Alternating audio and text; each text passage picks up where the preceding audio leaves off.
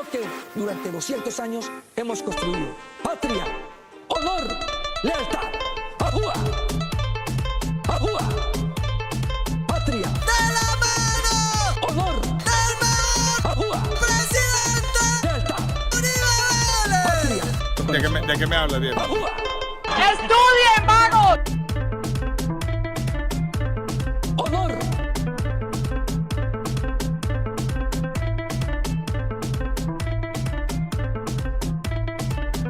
¡Ajúa!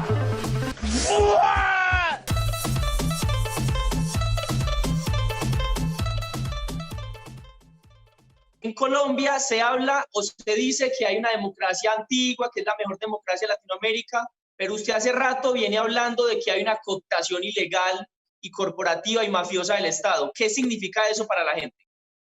¿Qué significa eso para la gente? Que el Estado está colapsado, como lo está en Venezuela y en México, que son narcoestados. Ocurre que el caso venezolano es el caso más dramático, porque es un caso de un Estado totalmente colapsado. El caso del colombiano es un Estado colapsado, pero no en los niveles de profundidad como el caso venezolano. Y México es un narcoestado, es decir, en los tres últimos gobiernos han estado enteramente, totalmente entregados al manejo del Estado por las mafias mexicanas. Incluso este viejito torcido, ¿no?, de López Obrador, ¿cierto?, que es un viejo torcido y demagogo, y cree que con su bondad y con su carajada se va a comer de cuento a todo el mundo. Eso es un narcoestado. México es un narcoestado. Entonces, Colombia es un país donde el mecanismo de acumulación principal, lo he dicho innumerables veces, son las rentas de la coca, el más grande de todos. Hay otros mecanismos de acumulación, ¿cierto? Hay algunas exportaciones agropecuarias que no tienen mayor significación. De pronto el azúcar es un renglón importante.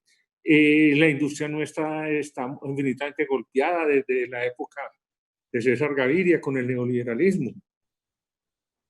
Entonces eso ha implicado, el Estado colombiano es un entramado por una burguesía burocrática y gasteril, que es la que acumula enormes masas de capital dinero a través de las palancas del Estado.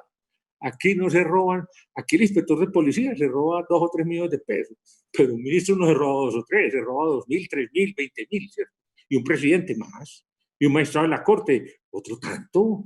Entonces, son formas de acumulación de capitales en base a la corrupción. ¿Y por qué ocurrió eso? Pues porque a partir de la década del 80 y cada vez con más fuerza, el narcotráfico es un rayo láser que disolvió totalmente las pocas estructuras que había, que no eran muchas, ¿cierto? Entonces, la política es un negocio, el más rentable de todos, ¿cierto? Ser concejal, ser diputado, ser parlamentario, ni se diga ser ministro, ser magistrado de una corte. Esos son puestos para enriquecerse y así los usan muchos. Hay gente honrada, sí, hay magistrados honrados, sí, muy poquitos, pero los hay. Y después, sí, puede haber unos pocos ministros honrados. Y hay parlamentarios serios, muy pocos, pero los hay. Pero es decir, es la conducta, la práctica social. Esa es la acumulación por vía de la corrupción y del chanchullo. Profesor, pero en estos días, en las pasadas elecciones, mucha gente estaba súper esperanzada con lo que se llaman los gobiernos alternativos, como el gobierno de Claudia López en Bogotá, como el gobierno de Daniel Quintero en Medellín. Y usted ayer sacaba una carta abierta a la ciudadanía de Colombia y específicamente Medellín, donde le hacía unas críticas a Daniel Quintero, que decía que Quintero no hizo cambios en EPM, gobierna en coalición con el Consejo, entregó puestos burocráticos y la prensa y la radio no han seguido las denuncias.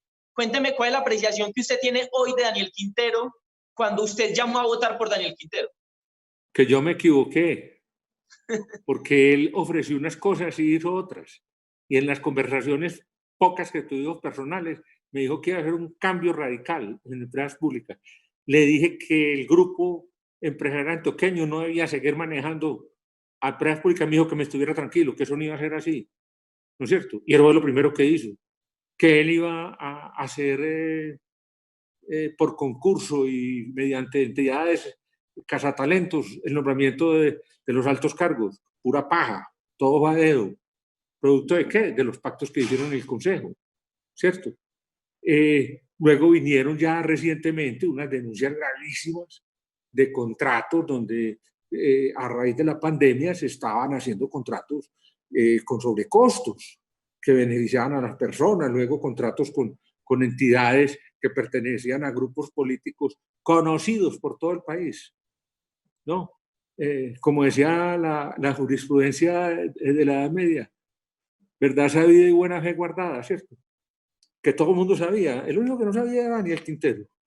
Uno no puede estar contratando con grupos delincuenciales. Me siento totalmente defraudado este señor y le quiero mandar un mensaje desde aquí. Hoy fue detenido su amigo, mentor y codirector del municipio, Aníbal Gaviria. Piénselo. Piénselo. Y esa detención, porque mira que detienen a Aníbal Gaviria y Fajardo sale a decir que es el colmo, Claudia López sale a decir que es una mentira. ¿Por qué salen a defenderlos todos? Si lo están defendiendo supuestamente por corrupción. Narciso Fajardo, ¿no es cierto? Es un paquete chileno, un tamal de hojas. Ya lo he dicho, yo hice un programa con Ríos Vivos donde mostraba por qué el tipo era un fraude. Y Claudia López es la jefe de campaña, una demagoga histérica. Hoy salió a hacer una declaración.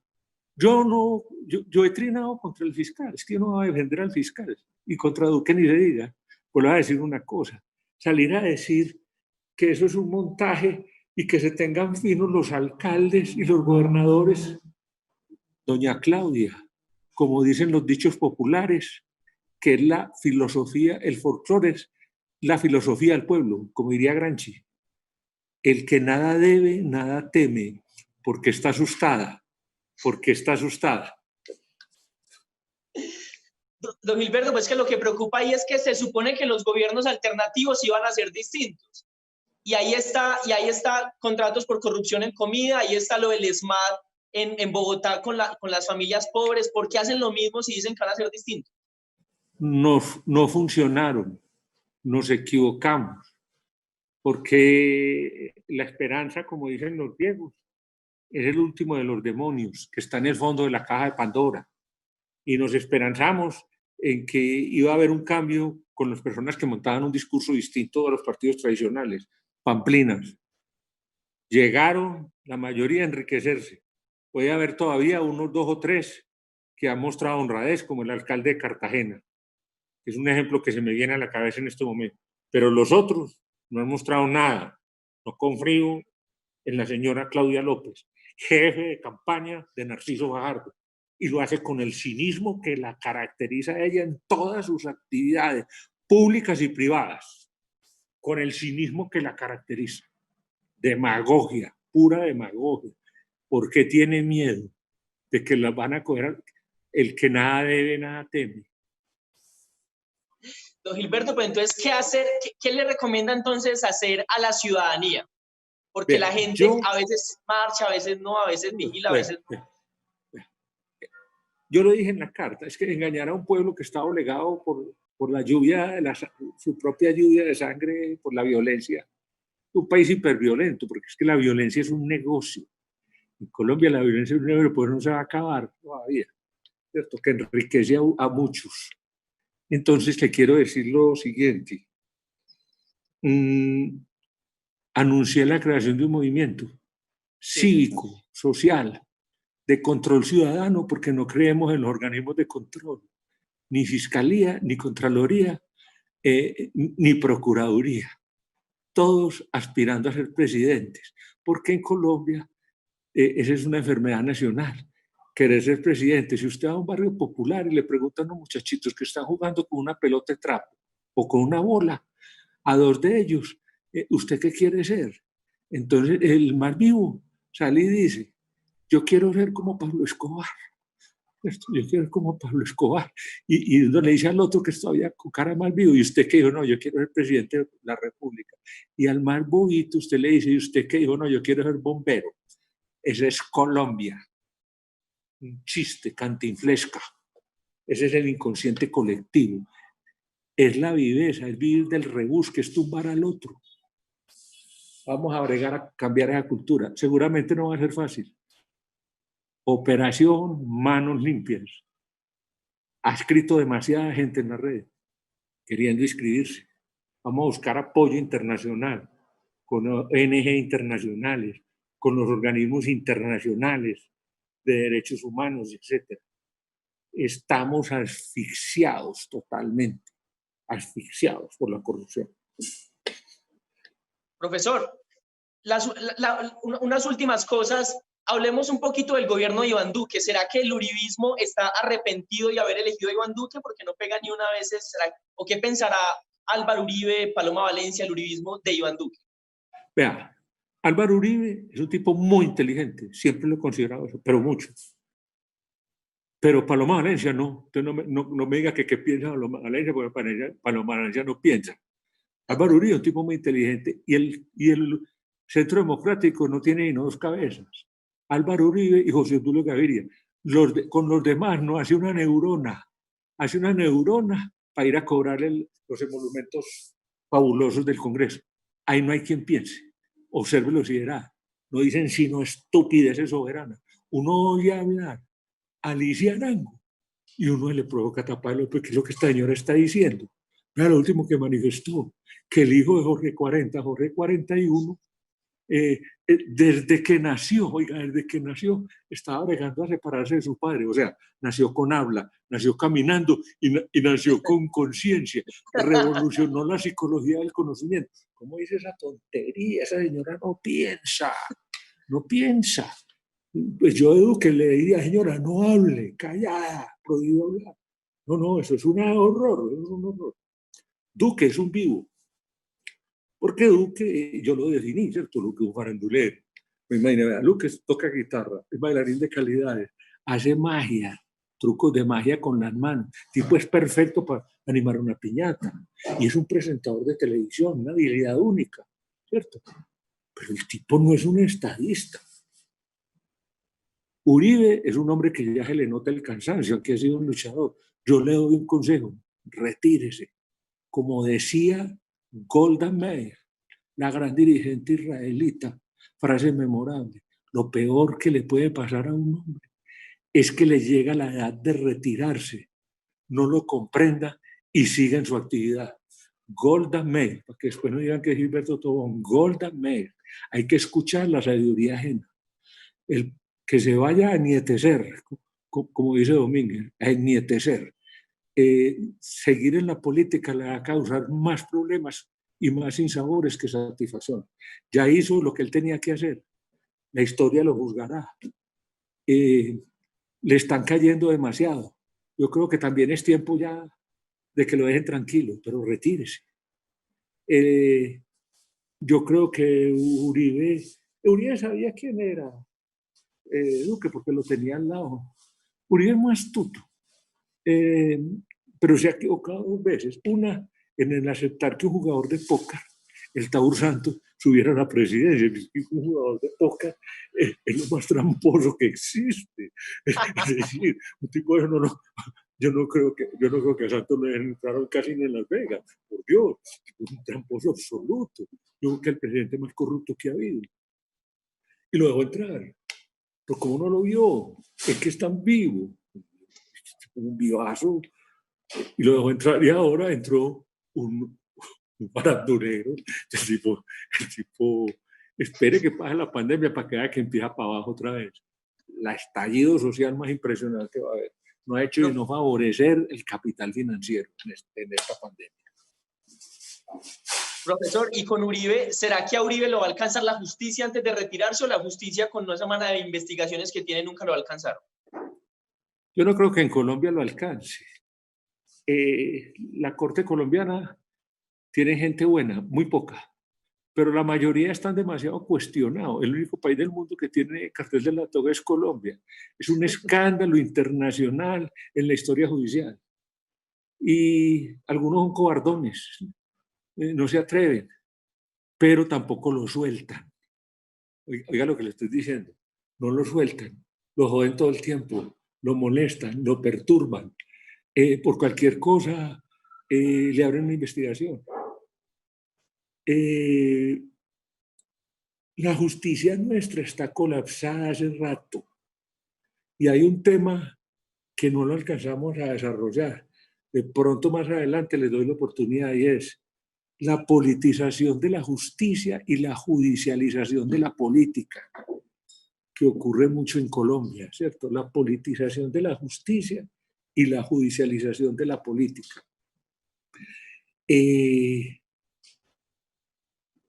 La actitud de la mayoría de la gente es que es glorioso enriquecerse, como dijera Deng Xiaoping, gran impulsador del capitalismo chino y enemigo acérrimo de Mao Zedong. Deng Xiaoping. Es glorioso enriquecerse después de muerto Mao, porque si dice eso abiertamente, no hubiera alcanzado a hablar. ¿Por qué? Porque no importa que un gato sea blanco o negro con tal de que case ratones. Deng Xiaoping. Aquí en Colombia es la cultura posmoderna del dinero. Estamos en manos de unas manos de millennials, de yuppies, de jovencitos que no viven sino el día a día, el presente, y el que se le atraviese lo saquean. Esa es la cultura que está predominando en la clase media alta.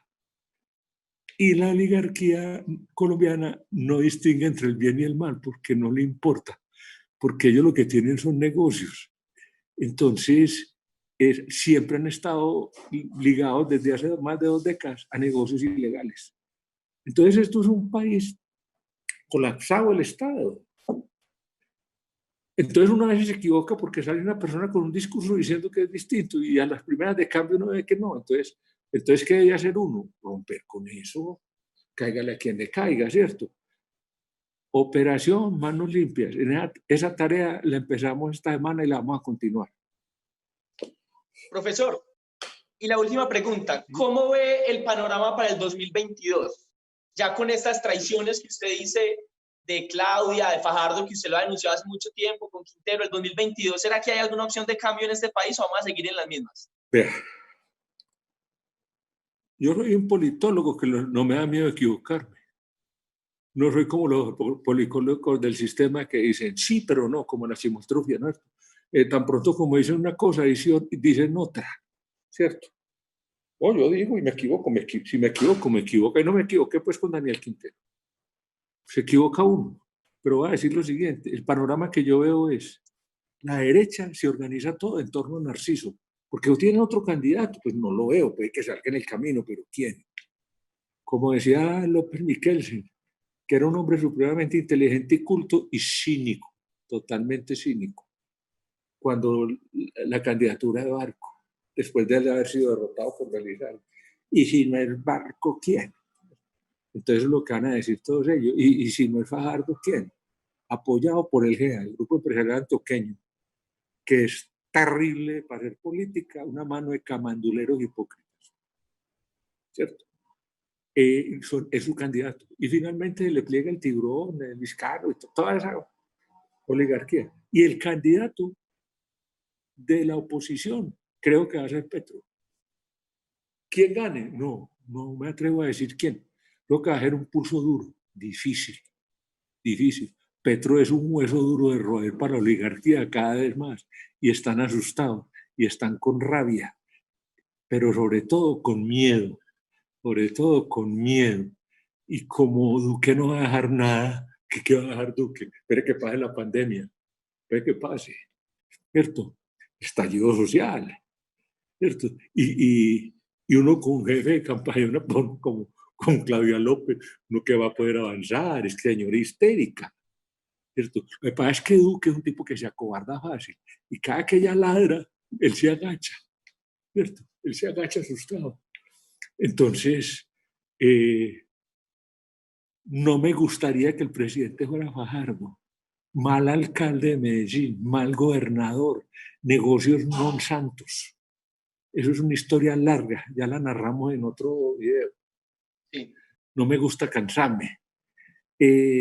Petro, muchos enemigos, una oligarquía poderosa y feroz, porque esto no es la oligarquía ni venezolana, ni ecuatoriana, ni peruana. Aquí todo lo han construido con sangre, así es como se han enriquecido.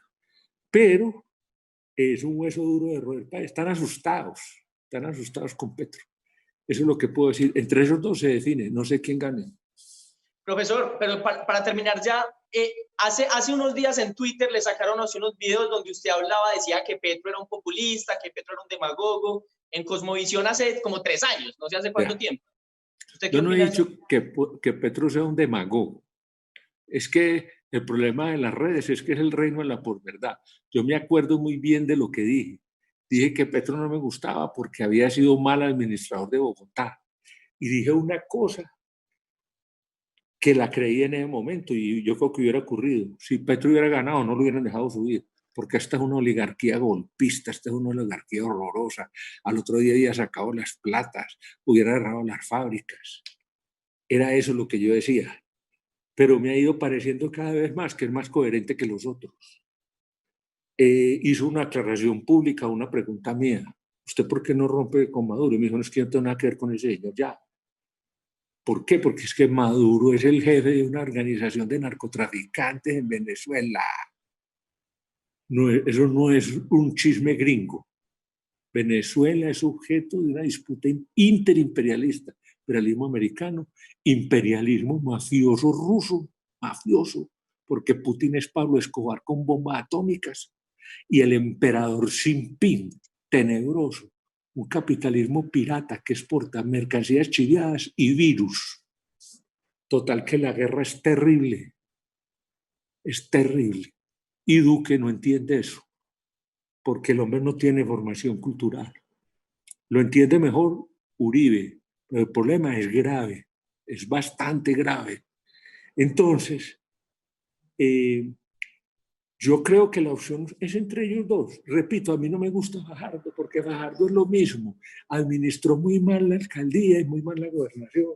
Es un tipo vinculado a la oligarquía desde chiquito, desde familia. Las bibliotecas que hacía se caían. ¿Y los contratistas dónde están? Y a él no le hacen cargos por nada. ¿Y qué pasó con Hidroituango? Camargo Correa, una firma brasilera, pulsó con Odebrecht y perdió. Sé cómo hace uno para perder con Odebrecht. Que la plata que circuló fue mucha. ¿Y quién firmó? El Narciso. Entonces, no me gusta el tipo. No me gusta. Y su jefe de campaña, idem. La misma, Claudia López. O sea que ni Claudia ni Quintero, la presidencia en 2022 se decide, según el profesor Gilberto Tobón, entre Fajardo, que va a representar los intereses de los grandes empresarios, de las élites de este país, y Gustavo Petro, que va a representar los intereses de los sectores populares, según Gilberto. Así es, eso es lo que yo pienso. Eso pienso yo. Y es un pulso muy difícil. Y usted también dice que se va a resolver en la calle. Usted pronostica un gran estallido social en Colombia a causa de la pobreza que hay en este momento. Pero es que vea, pandemia, confinamiento. Le obedecieron el confinamiento a la señora Claudia. Nada. Se disfrazó de astronauta, se montó en un carro con un micrófono. Nos van a matar la pandemia, cuidado, yo soy Claudia López, los va a salvar. Hombre, señora, una histérica. Señora tiene un problema del ego, ¿cierto? ¿Y qué pasó? ¿En qué? Nada, no le obedecen, la gente está en las calles vendiendo aguacates, caminando, volteando. ¿Por qué? Porque se están muriendo de hambre. Que no entienden las categorías sociales. Usted no le obedece. No le obedece. ¿O qué va a hacer? O le va a echar la policía. A que les dé bolillo y les eche gas en la... Ya lo hizo en algunos barrios. Segundo, hay que ser demócrata, respetar la libertad individual y la intimidad. Ella exige mucho que le respeten la suya, ¿cierto? Y está bien que lo exija. Entonces, ¿por qué abre un sistema donde a usted le preguntan, ¿usted qué hace? ¿Usted cómo vive? ¿Con quién vive? ¿Qué trabaja? ¿Qué horas se levanta? ¿Qué horas se acuesta? ¿Qué libros tiene? ¿Qué libros ha leído? ¿Y en qué partido milita? Hombre, eso es un interrogatorio fascista. Aquí también lo querían emplear en Medellín y un juez lo tumbó. No sé si estarán acatando el fallo, porque si no lo acatan es fraude de resolución judicial. Pero aquí, pues, a un alcalde, a un gobernador cometió un delito, pues eso le importa un chorizo, porque es que aquí no pasa nada, porque pasa todo. En Colombia no pasa nada porque pasa todo, ¿cierto? Entonces, quiero decirle lo siguiente para ir terminando. Sí. Vamos a crear un movimiento. Hay que seguir luchando. Hay que seguir luchando. Uno se equivoca y ¿cuál es la clave entre el que se equivoca y no reconoce un yerro y el que lo reconoce? El que lo reconoce tiene posibilidades finalmente de obtener una meta correcta, la meta que aspira. Y el que no, yo, si me equivoqué al apoyar un candidato, ya lo reconocí. Yo hablé 3 días antes. Mucha gente dice, puso demasiados votos, yo no sé cuánto, no me interesa. No lo sé, porque nadie lo sabrá. Pero en este momento digo, si yo hubiera sabido que eso iba a ser así, no apoyo a ese señor. No apoyo. Me parece que no está gobernando para el pueblo y que incumplió sistemáticamente el programa. Y cuando una persona incumple el programa, hay lugar a una revocatoria del mandato. Quiero advertir eso. Ahora, todo tiene su momento, joven. Hay un momento para sembrar, otro para cosechar y otro para cegar y guardar la cosecha. Ese es un salmo en la Biblia. Eso. Profesor, despídase entonces. Hay en este momento casi 1000 personas, más de 900 personas. Vuélvales a explicar en qué consiste el movimiento Manos Limpias que usted está proponiendo construir para sacar a los corruptos de este país y para ver si esta vaina cambia por fin, porque estamos ya como mamados. La operación Manos Limpias es una operación que empezó en Italia, porque había unos lazos de corrupción gigantesco entre la política, la mafia y los negocios ilegales. Y esa operación dio por resultado varias cosas. Uno, mataron varios fiscales honestos. En Colombia también hemos visto eso. Y encarcelaron finalmente a sujetos muy importantes, tan importantes que Pablo Escobar, comparado con ellos, sería un boy scout. Lo encarcelaron. Renovó a Totorrina. Ya se murió en la cárcel. Y sobre todo, Andreotti, que era el jefe de gobierno de Italia durante décadas. Andreotti se confesaba y comulgaba a diario con el Papa. Andreotti, con el Papa, ¿cierto? Entonces le dieron la casa por cárcel, porque es que cuando ha visto usted un oligarca y una oligarca preso en una calle, es imposible, la casa por cárcel, ¿cierto? Bueno, pudras en la mansión, ¿cierto? Con piscina, cancha de tenis, discoteca, todo, ¿cierto? Y helipuerto. Bueno, a los 10 años de estar detenido lo absolvieron.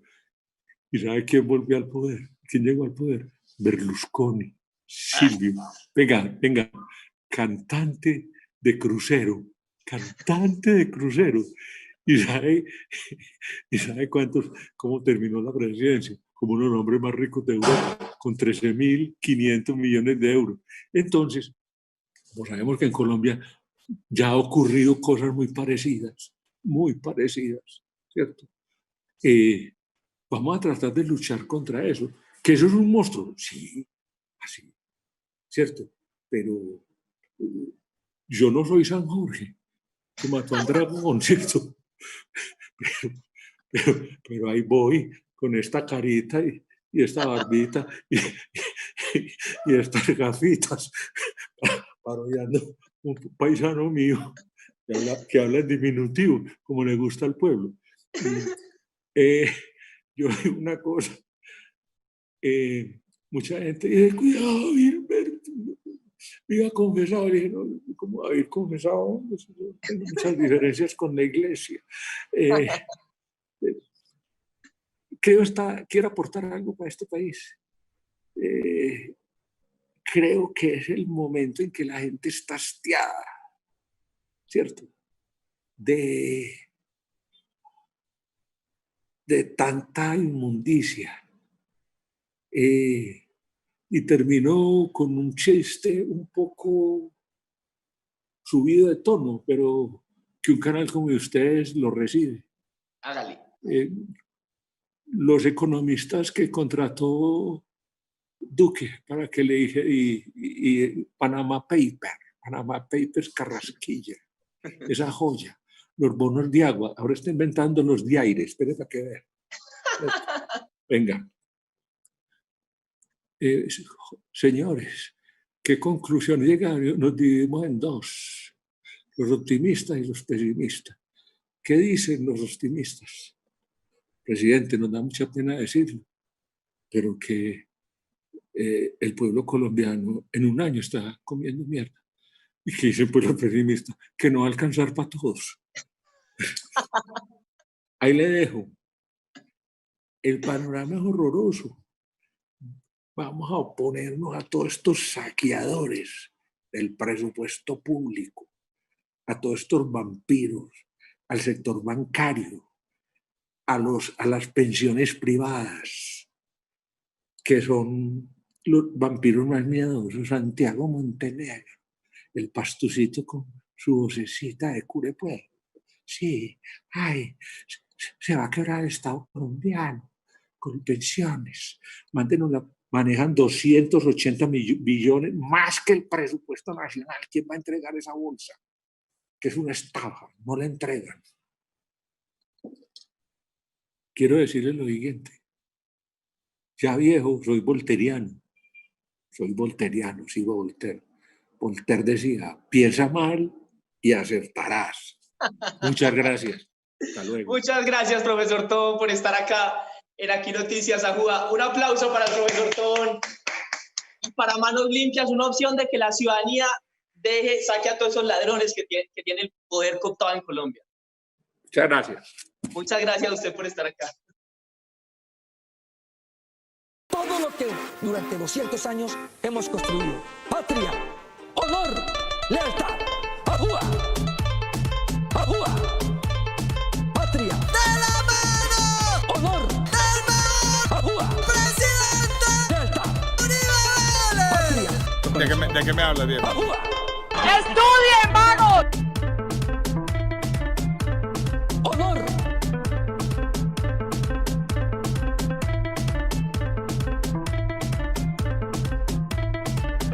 ¡ajúa!